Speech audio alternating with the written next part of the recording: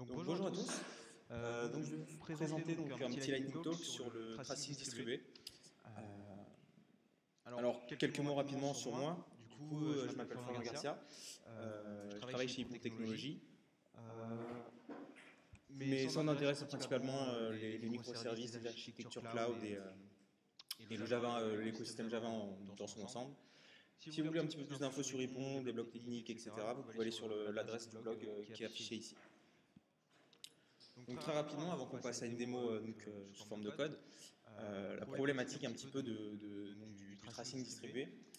Quand on est dans une application de type monolithique, on va être dans un cas où on va pouvoir tracer notre requête tout simplement parce que tout est au même endroit, tout est centralisé. Donc on va avoir notre requête et on va pouvoir, avec des systèmes de logging et un tracking ID par exemple, retrouver le cheminement de notre requête au sein de notre application et pouvoir la débugger, déterminer les points qui posent problème, là où la latence s'installe, etc. Quand on se place dans une architecture un petit peu microservice, on se retrouve souvent avec des schémas qui ressemblent plus à ce genre de choses. Donc là, quelque chose de très simple avec une gateway qui prend le trafic externe et qui va rediriger vers nos services A, B qui vont communiquer ensemble. Et donc, il va y avoir de très nombreux échanges. Et dans ce contexte-là, il faut réussir à pouvoir du coup retracer le cheminement de notre requête au sein de toute notre architecture aussi complexe qu'elle puisse être. Donc c'est pour ça qu'on a besoin du coup du tracing distribué. Et donc c'est ce que je vais vous montrer donc tout de suite avec une petite démo. Si vous voulez avoir tout le code que je vais utiliser entre guillemets terminé, qui fonctionne, etc. avec les Docker Compose pour lancer les services, je vous invite à aller sur ce GitHub. Donc voilà. Donc notre cas de test, c'est quelque chose de très simple du coup. On va avoir deux services, un service A, un service B. Donc le service 1, hop, je vais vous le mettre en grand. Donc là on a le service 1. Donc j'ai tout mis au même endroit vraiment en fouillis de manière délibérée, c'est pour que ce soit plus facile au niveau de la démo. Donc avec notre Feign Client ici pour notre service 2. Donc notre service 1 il va tout simplement avoir un appel vers le service 2. Le service 2 va refaire un appel vers le service 1 et tout le monde va ramener le résultat lorsqu'on appelle la méthode tracing test sur notre premier service. Donc c'est vraiment un exemple bateau pour montrer des interactions entre nos services. Donc on a notre premier service très simple. Le deuxième service qui a à peu près le même fonctionnement, qui fait juste un appel, donc, comme je le disais, au service 1. Et pour pouvoir activer le tracing, on va utiliser un truc qui est vraiment très simple à mettre en place. En fait, c'est simplement un import Maven de Spring Cloud Sluice. Alors qu'est-ce que c'est que Spring Cloud Sluice? C'est du coup une librairie de Spring Cloud qui va nous permettre d'instrumentaliser tous nos appels HTTP automatiquement. Donc, par exemple, lorsqu'on va faire un appel Feign, il va ajouter automatiquement la notion de trace et de span, que je vais vous montrer en action, à nos requêtes, à nos headers HTTP. Et comme ça, directement, sans avoir à écrire une ligne de code, on a le tracing qui est effectif entre nos microservices. Donc, comment ça se représente? Donc, on va faire un appel ici donc sur notre premier service avec la méthode tracing test. Ouais, je le bourrine un petit peu pour être sûr d'avoir des informations.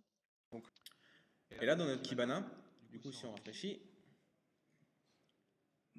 on va récupérer des appels ici. Ces appels, c'est nos lignes de log, hein, tout simplement. Ce qu'on remarque, c'est qu'ici, on a des informations qui se mettent en plus dans notre logging. C'est Spring Cloud Sluice qui fait ça et qui va nous permettre de mettre plusieurs informations. Dans un premier temps, on a le nom de l'application qui est utilisé. Ensuite, on a la notion de trace. Alors la notion de trace, pour revenir rapidement dessus, c'est ce qui va lier en fait chacune de nos requêtes de nos différents services. Ça va être l'identifiant commun, un identifiant unique qui est généré et qui est transmis à toutes les requêtes. Ce qui fait que quand on veut trouver toutes les requêtes qui ont été faites pour une requête donnée, on va pouvoir tout simplement chercher ici. Excusez-moi. On va pouvoir chercher notre trace par rapport à notre ID et on va trouver nos différents appels qui correspondent à cette trace. Donc là, on a bien trois appels. Donc le start first call ici, le second call et le start test call. Donc voilà, on a bien tous nos appels qui sont tracés. Donc tout simplement avec là, en ayant mis un simple pattern de récupération, on peut déjà tracer nos requêtes dans un environnement complexe entre guillemets. On a d'autres outils qui sont très intéressants, notamment le deuxième import, donc Spring Cloud Sluice Zipkin. Alors qu'est-ce que c'est que Zipkin? Ça va être une interface qui va permettre uniquement de visualiser du coup les résultats de ces traces et de ces spans au sein de nos services. Donc si on récupère ici sur l'interface UI. Donc je suis désolé, je ne voit pas très bien, c'est à cause de la résolution de l'écran. Mais on peut chercher les traces qui correspondent à notre appel. Sur notre service 1, il est quelle heure? Oui.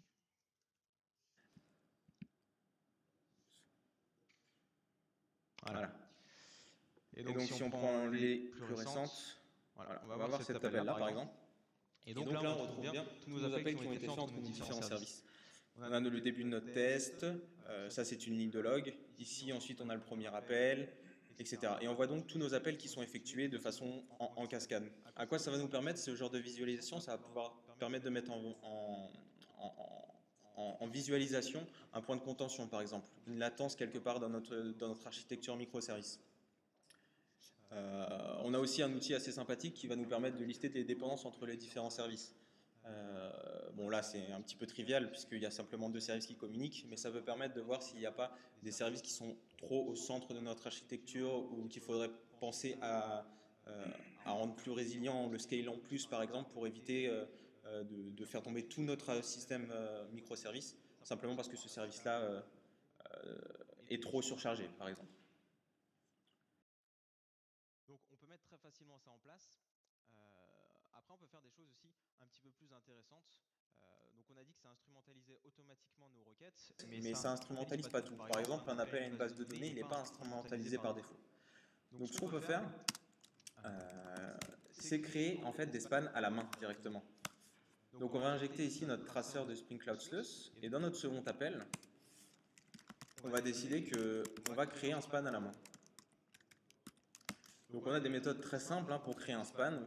Donc un span, comme je le disais, c'est ce qui va correspondre à une requête dans notre architecture. Donc on va pouvoir le créer, on va l'appeler FakeSpan. Voilà, on va le récupérer. La notion de span, elle est forcément terminée à un instant dans le temps, sinon ça n'a pas de sens. Donc on va aussi la fermer. Donc on va fermer notre span. Et pour simuler un petit peu qu'on ait du temps trafic réseau, quelque chose qu'on appelle un autre microservice, là on va mettre tout simplement un sleep d'une seconde. Voilà. On a aussi, je ne vous ai pas montré dans Zipkin, je vais vous le montrer après, on a la possibilité d'ajouter des informations à nos traces et du coup d'ajouter des tags. Donc c'est tout simplement un système de clés-valeurs qui va être passé lui aussi dans nos requêtes HTTP. Et du coup ça peut permettre de mettre des informations sur les requêtes qui ont été effectuées à certains points clés par exemple, ou d'autres informations en fonction du cas d'utilisation. Et donc on a aussi pareil avec le traceur la possibilité d'ajouter des tags tout simplement timesleep et là on va en mettre qu'on a mis voilà, une seconde d'attente. Voilà. Donc en 3 lignes de code on peut ajouter de l'instrumentalisation autour d'un service. On va relancer notre service 1 du coup.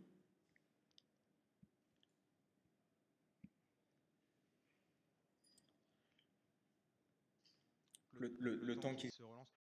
Du coup, je vais vous montrer ce que je vous disais concernant les informations sur les spans et les traces.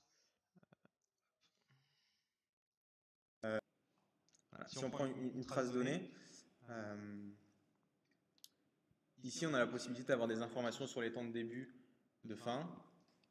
On a le JSON total qui va nous lister l'ensemble des informations avec donc les timestamps qui ont été pris au début de la requête au niveau de la trace, au début de la requête au niveau du client.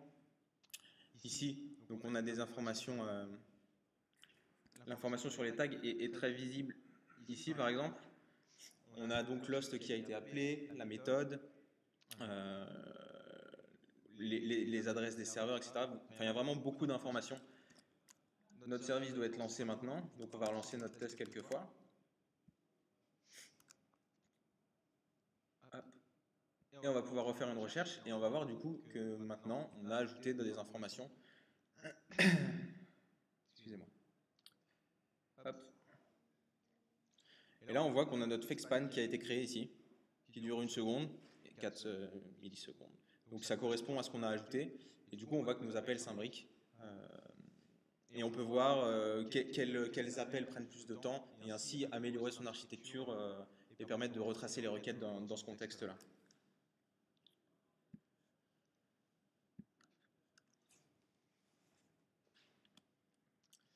Donc pour conclure très rapidement, le tracing, c'est quelque chose qui devient, entre guillemets, une nécessité dans une architecture microservice, de par la nature de ces architectures où on a besoin de pouvoir retracer nos requêtes pour pouvoir les débugger, pour pouvoir améliorer nos temps de réponse, enfin pour beaucoup de choses. On voit que ça peut être très facile et très rapide à mettre en place, là dans un environnement Spring Cloud, parce que c'est l'environnement dans lequel j'étais en train de travailler. Mais il existe des implémentations pour de très nombreux langages avec les projets OpenZipkin, donc on a la possibilité de faire ça en .NET, en PHP, en JavaScript, etc. etc. Et on voit qu'au niveau de l'exploitation, on a par exemple avec les outils, l'outil graphique Zipkin, on a une exploitation qui est immédiate et qui peut être vraiment très poussée. On peut décider quelles informations sont envoyées à Zipkin en fonction de code d'erreur par exemple, et donc décider véritablement de ce que l'on veut représenter pour pouvoir prendre des actions ensuite. Donc voilà, c'est tout pour moi. Je vous remercie pour votre attention. Si vous avez des questions, je suis disponible.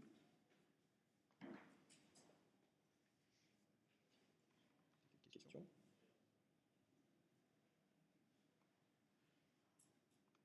Moi j'ai une question sur Zipkin à l'interface graphique. On peut lancer un serveur sur prod, il y a une base de données, il y a quelque chose.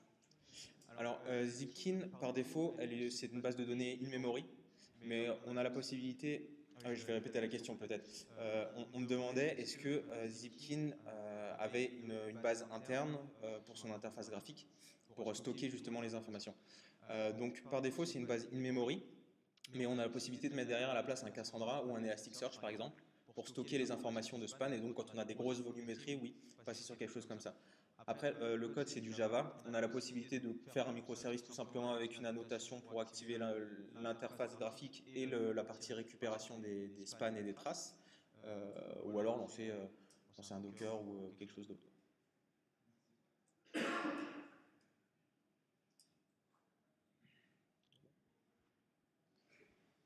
Plus de questions? Merci.